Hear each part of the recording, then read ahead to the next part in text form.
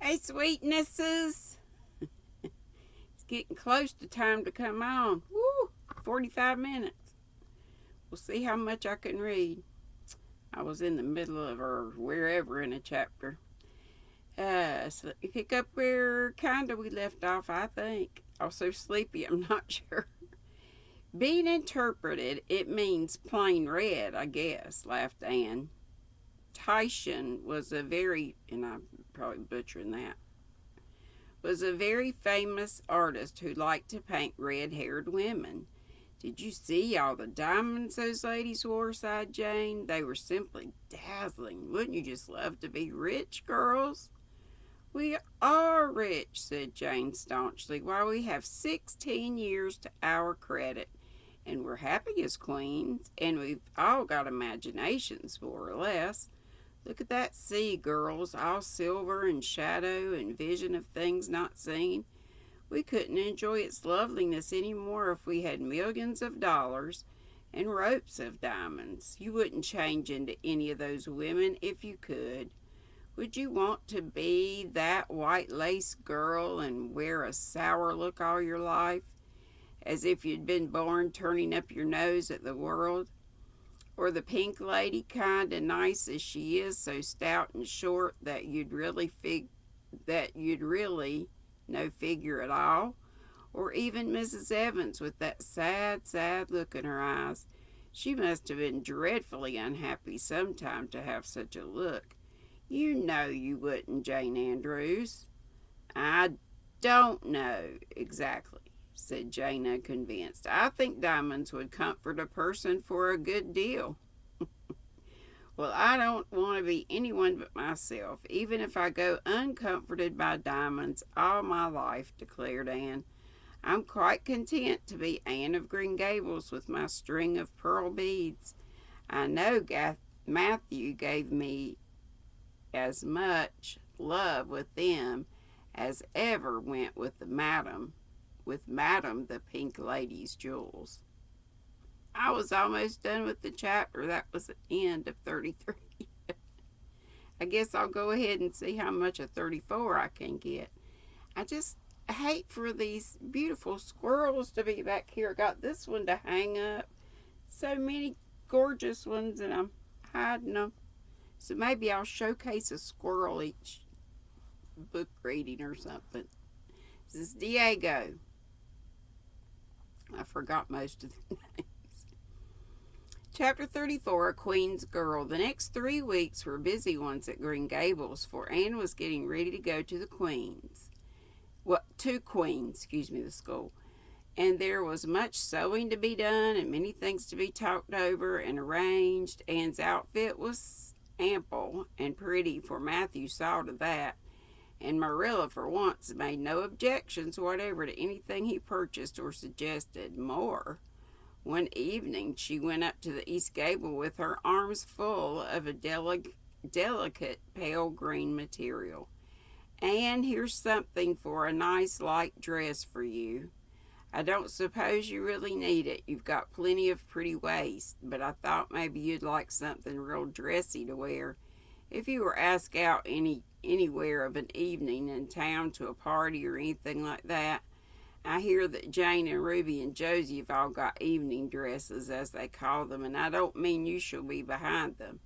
I got Mrs. Allen to help me pick it in town last week, and we'll get Emily Gillis to make it for you. Emily has got taste, and her fits aren't to be equaled."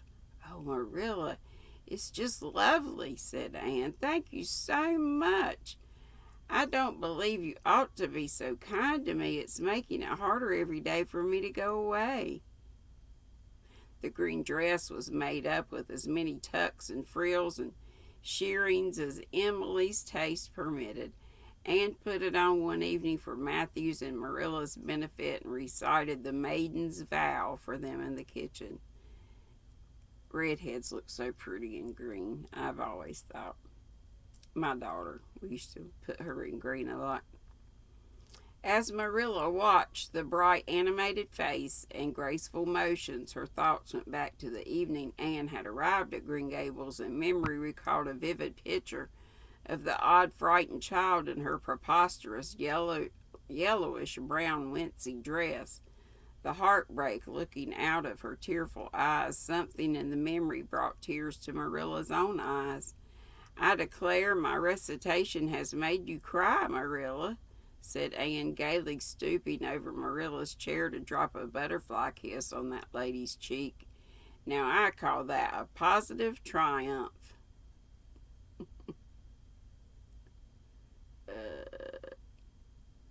Well, yeah.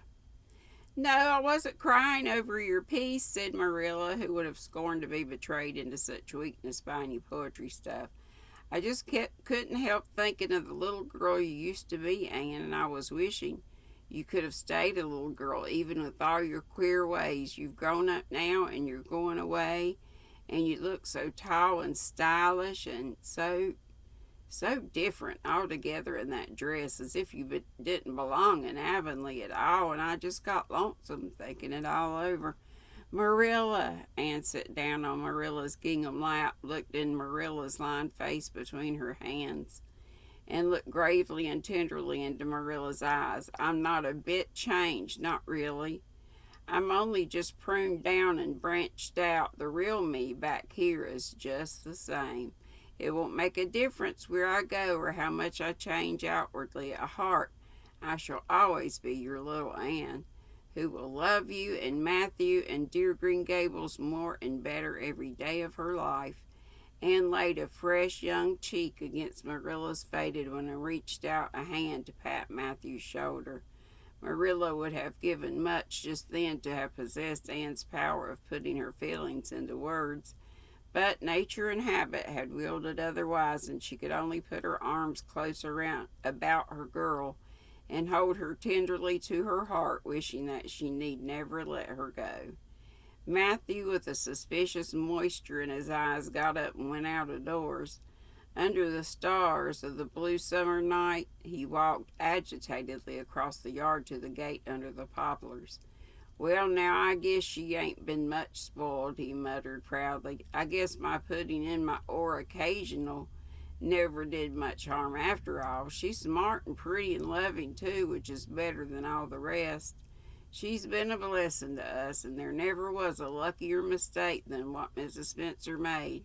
If it was luck, I don't believe it was any such thing. It was Providence, because the Almighty saw we needed her, I reckon." The day finally came when Anne must go to town. She and Matthew drove in on one September morning after a tearful parting with Diana and an untearful practical one on Marilla's side at least, with Marilla. But when Anne had gone, Diana dried her tears and went to a beach picnic at White Sands with some of her Carmody cousins, where she contrived to enjoy herself tolerably well, while Marilla plunged fiercely into unnecessary work and kept at it all day long with the bitterest kind of heartache, the ache that burns and gnaws and cannot wash itself away in ready tears. But that night, when Marilla went to bed, acutely and miserably conscious that the little gable room at the end of the hall was untenanted by any vivid young life and unstirred by any soft breathing, she buried her face in her pillow and wept for her girl in a passion of sobs that appalled her when she grew calm enough to reflect how very wicked it must be to take on so about a sinful fellow creature. Anne and the rest of the Avonlea scholars reached town just in time to hurry off to the academy. That first day passed pleasantly enough in a whirl of excitement. Meeting all the new students, learning to know the professors by sight, and being assorted and organized into classes. Anne intended taking up the second-year work, being advised to do so by Miss Stacy. Gilbert Blythe elected to do the same. This meant getting a first-class teacher's license in 1 year instead of 2, if they were successful. But it also meant much more and harder work, Jane, Ruby, Josie, Charlie, and Moody Spurgeon, not being troubled with the stirrings of ambition, were content to take up the second class work. Anne was conscious of a pang of loneliness when she found herself in a room with 50 other students, not one of whom she knew except the tall, brown-haired boy across the room, and knowing him in the fashion she did not help her much, as she reflected pessimistically. Yet she was undeniably glad that they were in the same class. The old rivalry could still be carried on, and Anne could hardly have known what to do if it had been lacking. I wouldn't feel comfortable without it, she thought. Gilbert looks awfully determined. I suppose he's making up his mind here and now to win the medal. What a splendid chin he has. I never noticed it before. I do wish Jane and Ruby had gone in for the first class too. I suppose I won't feel so much like a cat in a strange garret when I get acquainted, though. I wonder which of the girls here are going to be my friends. It's really an interesting speculation. Of course, I promised Diana that no Queen's girl, no matter how much I liked her, should ever be as dear to me as she is. But I've lots of second-best affections to bestow. I like the look of that girl with the brown eyes and the crimson waist. She looks vivid and red rosy. There's that pale, fair one gazing out the window. She has lovely hair and looks as if she knew a thing or two about dreams. I'd like to know them both, know them well enough to walk with my arm around their waist and call them nicknames. But just now I don't know them, and they don't know me, and probably don't want to know me particularly. Oh, it's lonesome. It was lonesomer still when Anne found herself alone in her hall bedroom that night at twilight. She was not to board with the other girls, who all had relatives in town to take pity on them. Miss Josephine Barry would have liked to board her, but Beechwood was so far from the academy that it was out of the question. So Miss Barry hunted up a boarding house, assuring Matthew and Marilla that it was the very place for Anne. The lady who keeps it is a reduced gentlewoman, explained Miss Barry. Reduced? Her husband was a British officer, and she is very careful what sort of boarder she takes.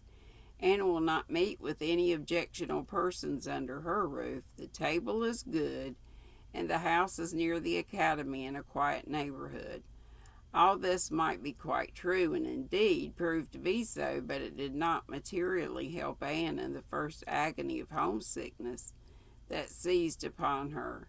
She looked dismally about her narrow little room with its dull-papered, pictureless walls, its small iron bedstead and empty bookcase, and a horrible choke came into her throat as she thought of her own white room at Green Gables, where she would have the pleasant consciousness of a great green still outdoors, of sweet peas growing in the garden and moonlight falling on the orchard, of the brook below the slope and the spruce boughs tossing in the night wind beyond it, of a vast starry sky and the light from Diana's window shining out through the gap in the trees. Here there was nothing of this. Anne knew that outside of her window was a hard street with a network of telephone wires shutting out the sky, the tramp of alien feet, and 1,000 lights gleaming on stranger faces. She knew that she was going to cry and fought against it. I won't cry. It's silly and weak. There's the third tear splashing down by my nose. There are more coming. I must think of something funny to stop them, but there's nothing funny except what is connected with Avonlea, and that only makes things worse. 4, 5. I'm going home next Friday, but that seems 100 years away. Oh, Matthew is nearly home by now, and Marilla's at the gate looking down the lane for her. 6, 7, 8. Oh, there's no use in counting them. They're coming in a flood presently. I can't cheer up. I don't want to cheer up. It's nicer to be miserable. The flood of tears would have come, no doubt, had not Josie Pye appeared at that moment.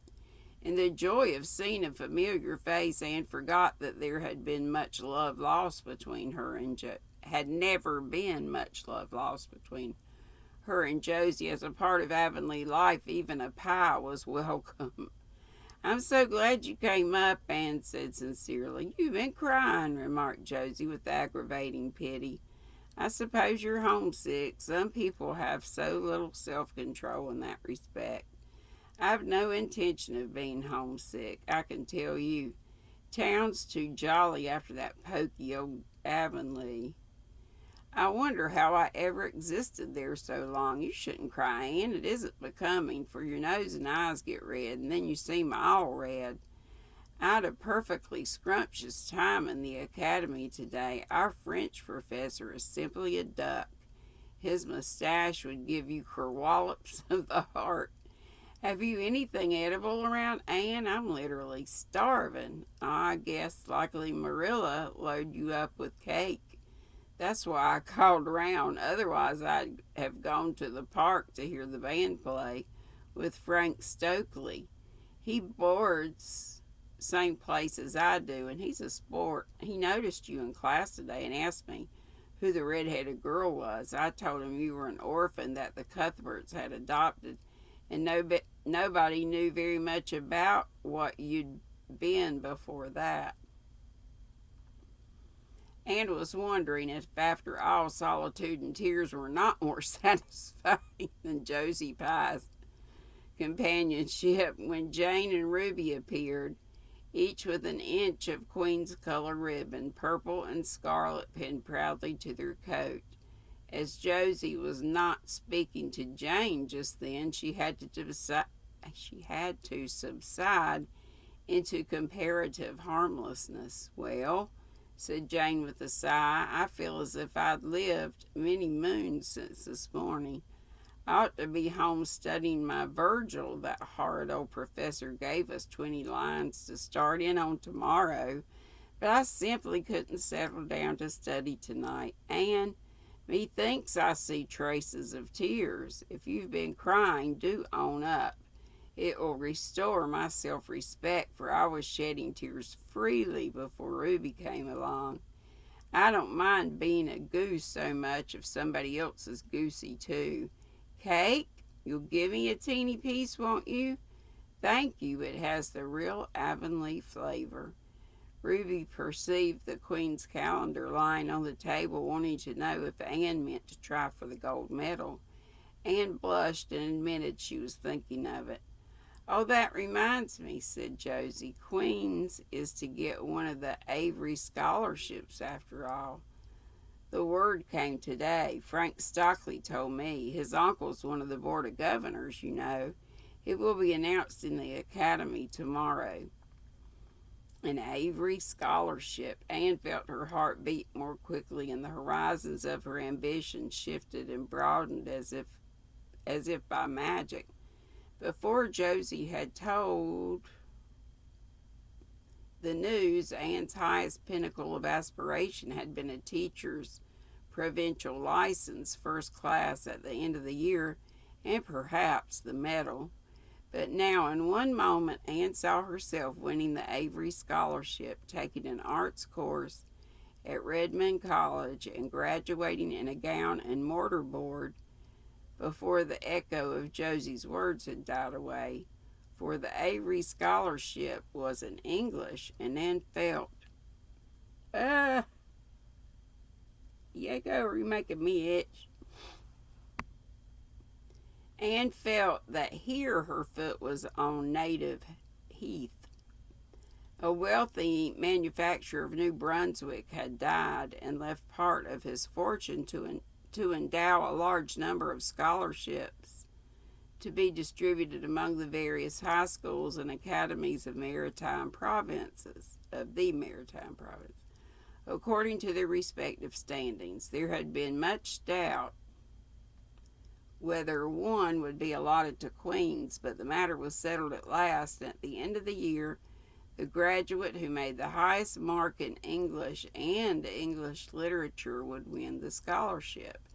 $250 a year for 4 years at Redmond College. Wouldn't that be great if those were the prices now? No wonder that Anne went to bed that night with tingling cheeks. I'll win that scholarship if hard work can do it, she resolved. Wouldn't Matthew be proud if I got to be a BA? Oh, it's beautiful to have ambitions. I'm so glad I have such a lot, and there never seems to be any end to them.